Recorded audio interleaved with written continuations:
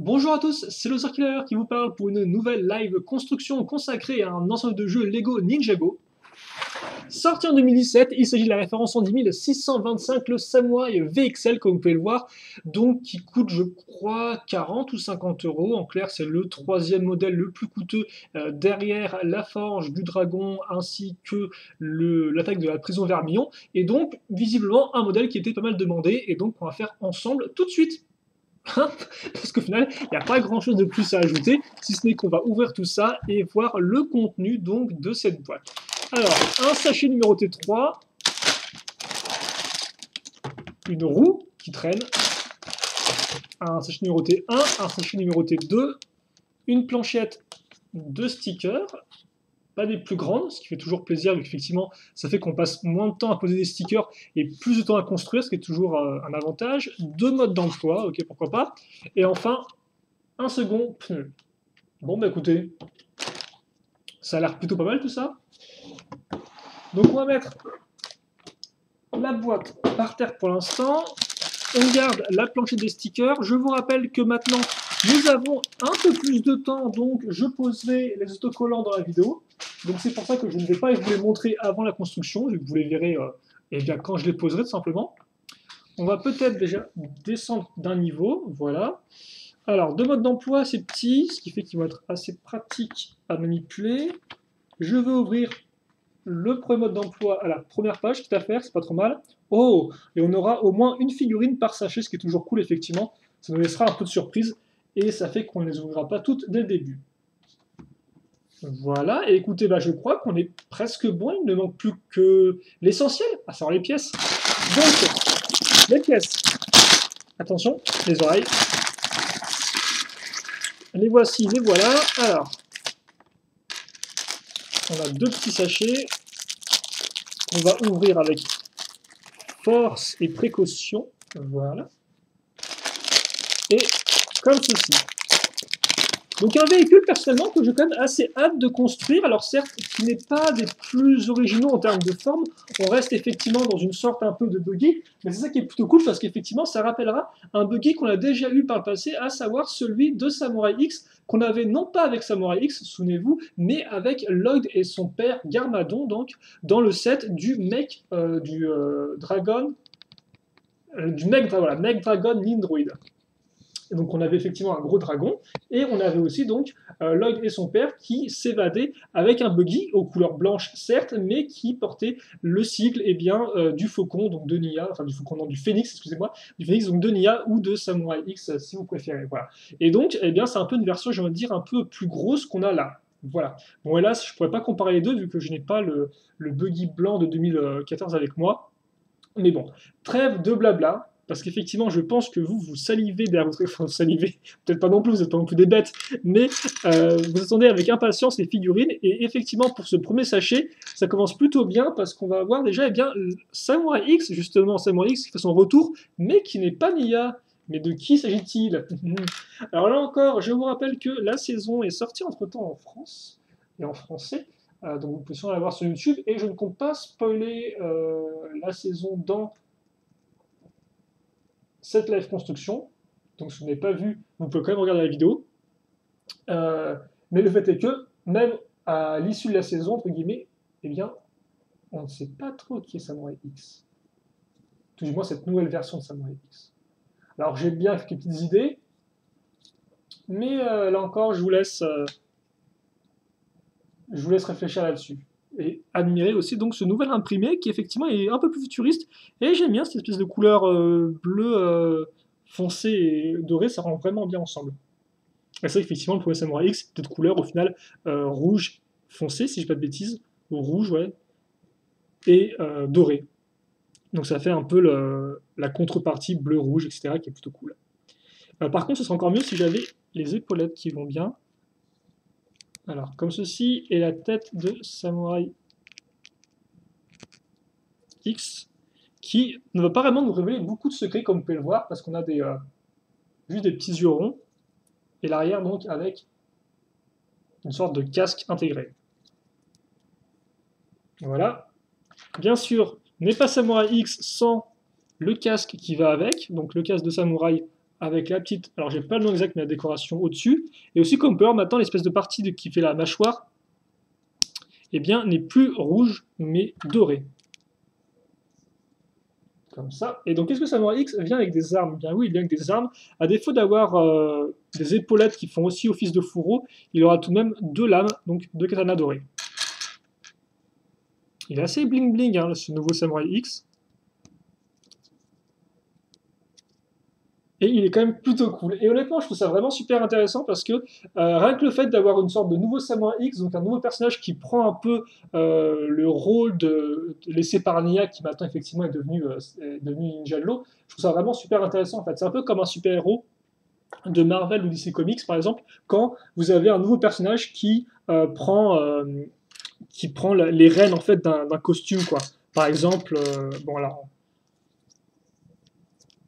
je vais prendre un exemple, mais c'est un peu particulier, mais c'est un peu différent aussi. Alors oui, il y a une seconde figure à construire. Là, on va directement enchaîner avec une construction de briques. Donc on va bien voir où tout cela nous amène. Donc oui, par exemple, Spider-Man, c'est Peter Parker, le Spider-Man original. Après, il y en a effectivement d'autres au fil des années qui ont endossé le costume. Et par exemple, récemment, vous avez aussi Miles Morales, qui est aussi Spider-Man, quoi, qui a repris le côté Spider-Man. Idem pour Captain America. Hein. Captain America, dans les comics, alors peut-être pas dans les films, mais dans les comics, vous avez 2 Captain America. Vous avez Steve Rogers, qui est le Captain America des origines, et vous avez aussi Sam Wilson, qui était avant le Faucon, si je ne dis pas de bêtises, et qui depuis donc est devenu Captain America.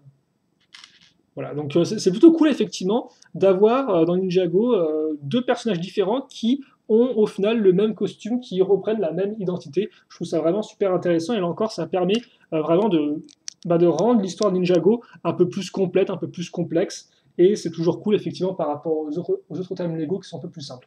Donc on a une belle pièce lisse, donc vous savez ce que ça veut dire? Ça veut dire sticker. Et donc le premier sticker, ce sera celui-ci qui représente des bouts d'armure avec des serpents qui sortent de ces bouts d'armure, hein, un grand classique de l'autocollant vermillon, parce qu'après tout ce sont ça les guerriers vermillons, des guerriers serpents qui, entre guillemets, prennent contrôle, ou des serpents qui forment un tout cohérent dans des armures. Voilà. Et maintenant, nous allons continuer la construction. Enfin, pas non plus trop longtemps, parce qu'en effet, regardez qui arrive, ah bah tiens, c'est la cousine à l'autre, ou c'est ça même sa sœur jumelle, devrais-je dire. C'est à nouveau une pièce courbée 2x4 et lisse, et qui va avoir le droit, elle aussi, eh bien, à son petit sticker. Voilà. Mais après, normalement, ça devrait être bon. Et d'après ce que je vois, il y a en tout 5 stickers uniquement dans ce set. Donc, comme je l'ai dit, effectivement, en début de vidéo, ça va être... Ce ne sera pas trop galère et ça ne prendra pas non plus trop de temps. Voilà, c'est centré plus ou moins. Ouais, allez. Donc je me suis pas trompé que à faire, parce que des fois, si je fais le truc un peu trop rapidement, je peux me tromper, mais non, j'ai l'impression que c'est bon. Par contre, il faut aussi que j'apprenne à articuler, c'est pas trop mal. Donc, comme vous pouvez le voir, on a ici une 1x2 avec 2 trous circulaires, et là une 2x2 avec 2 barres circulaires. Hop, on les met comme ça, on retourne, et là, on va peaufiner un peu tout ça avec des pièces 1x2 courbées inversées, vu qu'effectivement la courbe part du bas pour aller vers le haut, et non pas l'inverse. C'est un peu... Ouais. Mon explication est un peu bizarre, bon c'est pas grave.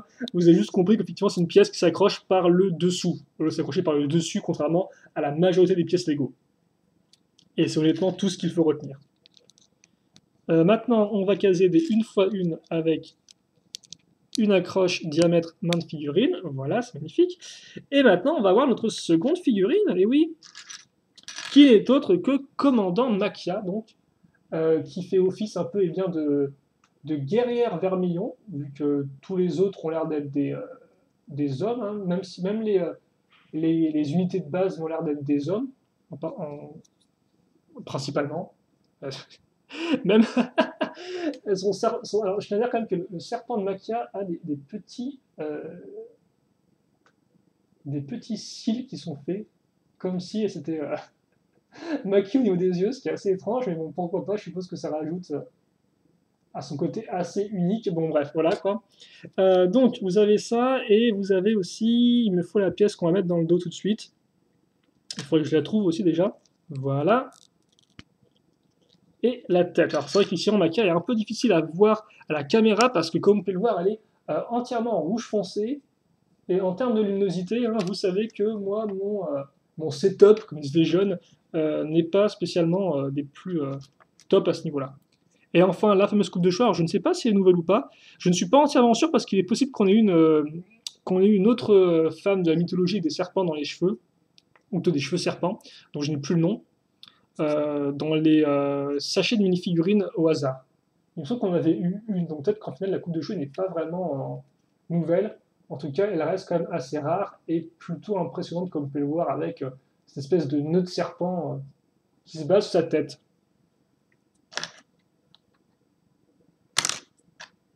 Et donc ça, on le met ici. Et en fait, comme port final, son sac va avant tout servir à s'accrocher à l'arrière. Donc comme ça, on aura une double accroche.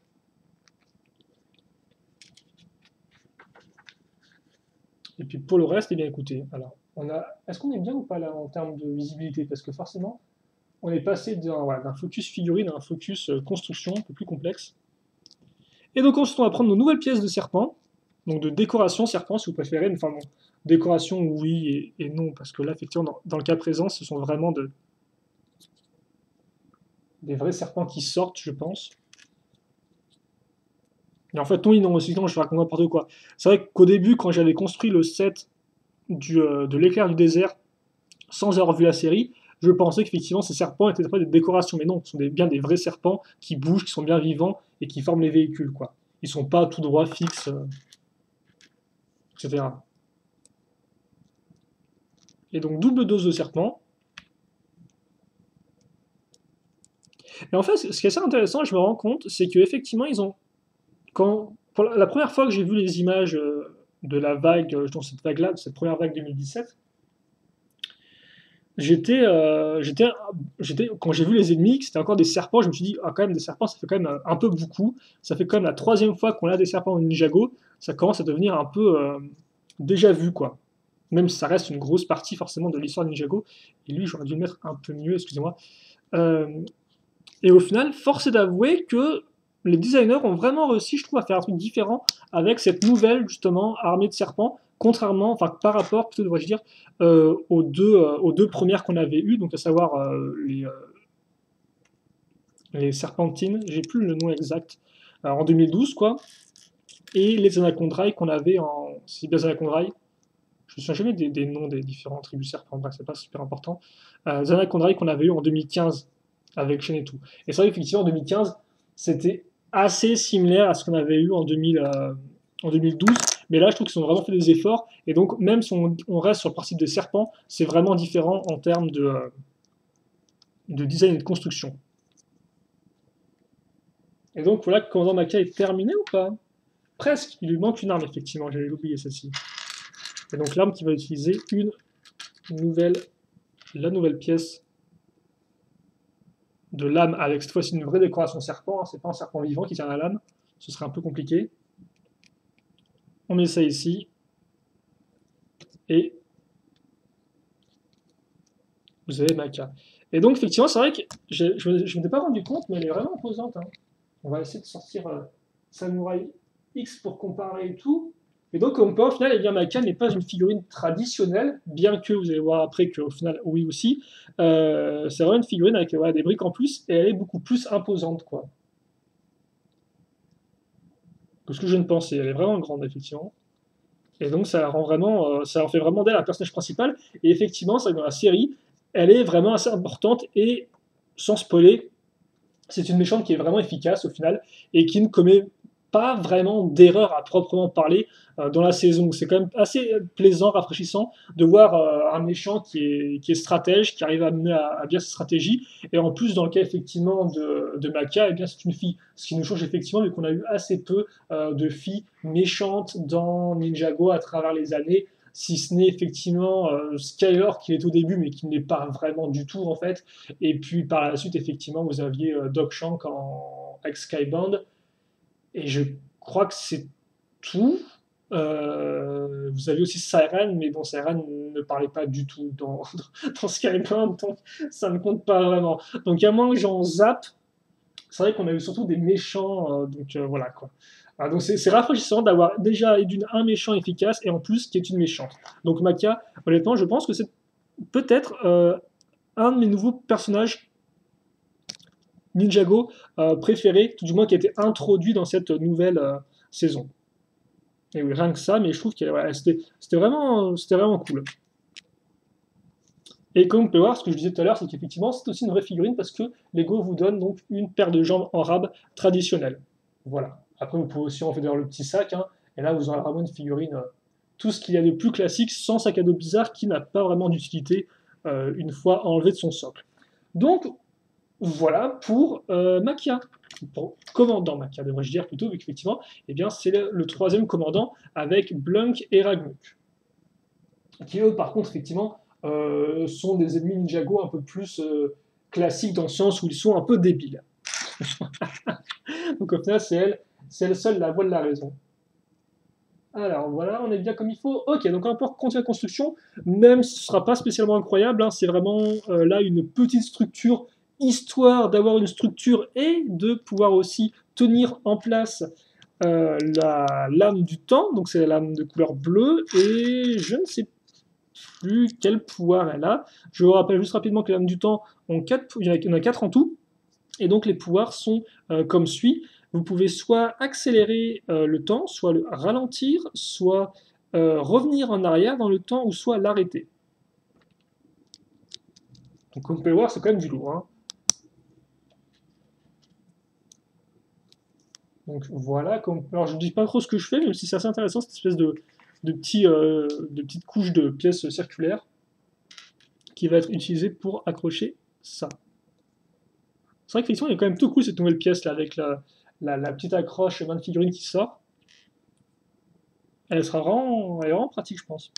Enfin, après, c'est vrai que moi, je fais pas beaucoup de création avec des Lego Systems, mais elle peut avoir de bons usages. Et donc, voilà pour la lame du temps.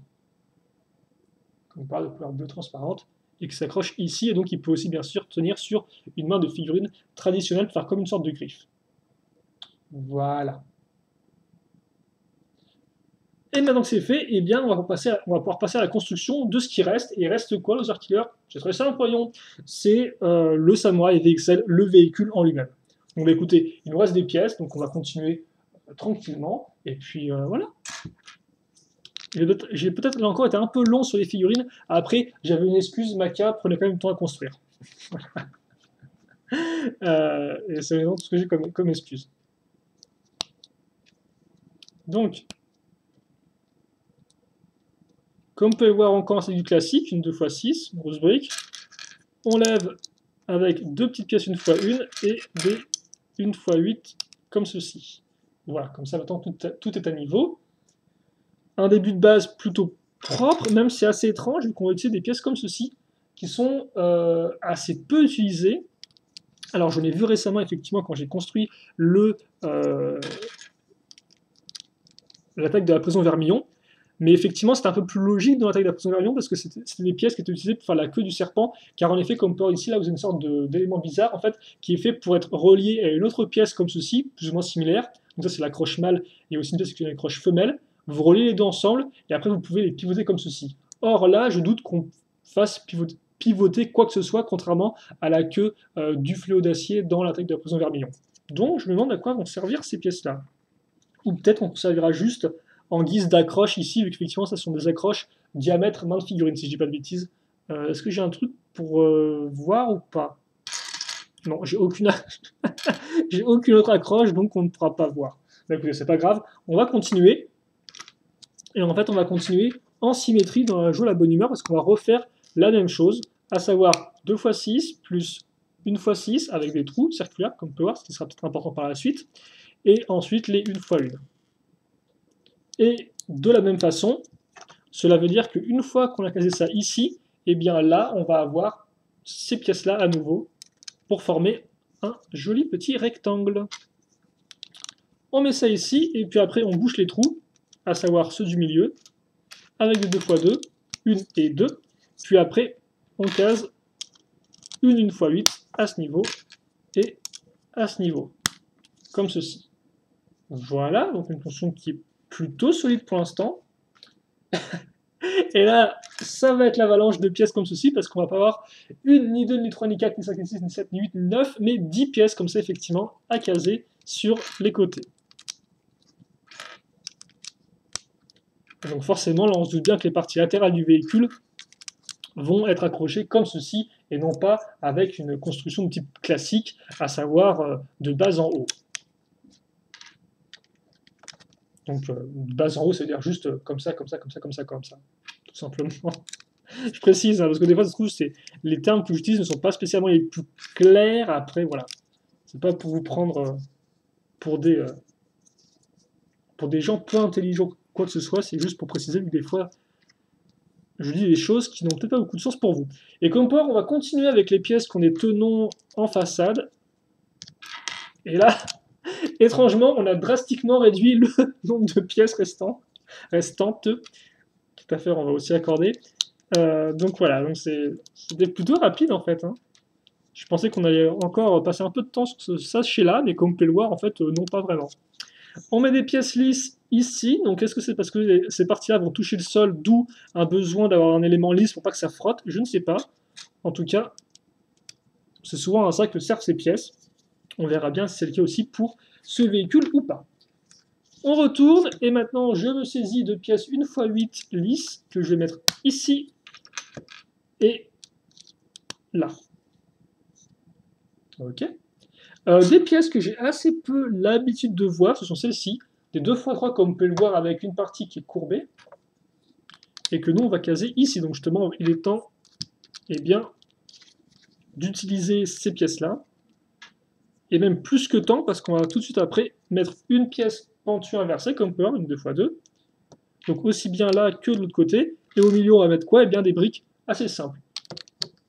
Et honnêtement, j'aime bien ce type de construction avec des pièces ultra simples.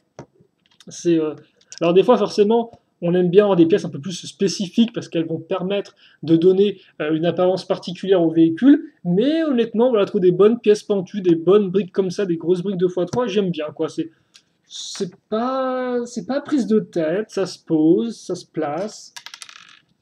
C'est aussi pour ça que j'aime autant le thème Minecraft, en fait. Alors que je ne joue pas vraiment au jeu. C'est parce que les constructions sont faites avec des briques toutes bêtes, quoi. Je trouve ça détend, voilà, de peur de pièces techniques ou des fois de trucs trop complexes. C'est plutôt cool.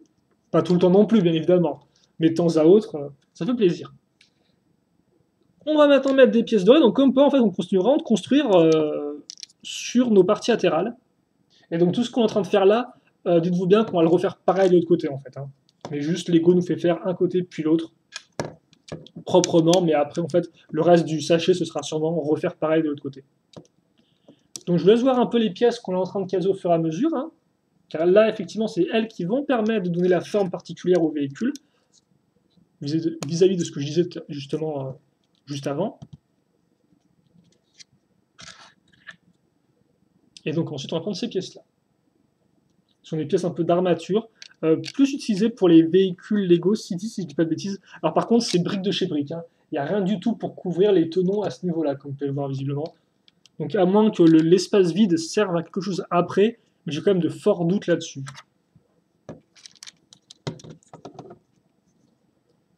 Ouais. Bah écoutez, ouais, en tout cas, j'ai l'impression.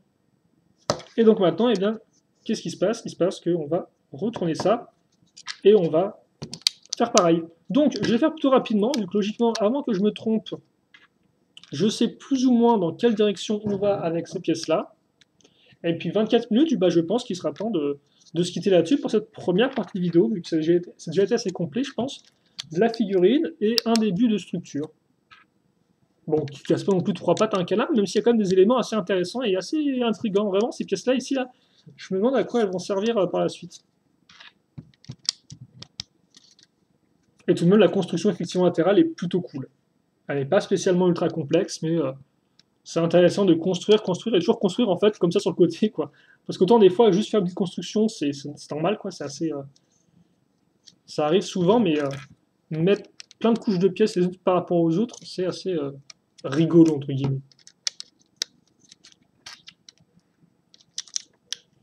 Et logiquement, on devrait toucher au but, il y a juste une pièce. Alors attendez, parce que... Ok. Donc, la pièce de gris, elle va là. Mes autres pièces... Bah non, forcément, vous avez peut-être dû crier derrière votre écran quand vous m'avez vu voir faire ça. Car non, ce n'est pas les pièces 1x1 qu'on place d'abord, ce sont les pièces 1x2 avec la partie pointue. Est-ce qu'on peut voir au moins ce que je fais là? Ouais, c'est bon.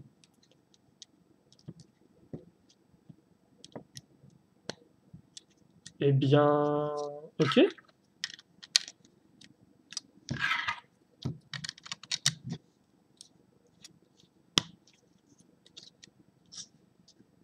Et voilà. On a commencé, c'était tout pareil de tous les côtés, et on finit, et c'est tout pareil de tous les côtés. Sauf à part en dessous, effectivement, à l'avant, on n'a pas de pièces comme ceci.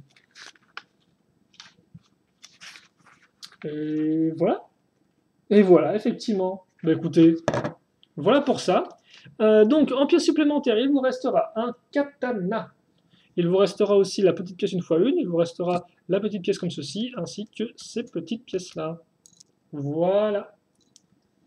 Et bien évidemment, la partie du véhicule n'est pas tout ce que nous avons construit. Excusez-moi pour la caméra qui a décidé de chuter inexorablement à sa perte. Voilà. Nous avons aussi construit donc, eh bien, je vais mettre Makia sur son piédestal. Elle est un peu plus imposante. Voilà. On la voit bien comme ça. Et donc je vais mettre effectivement sa paire de son pantalon à ce niveau-là.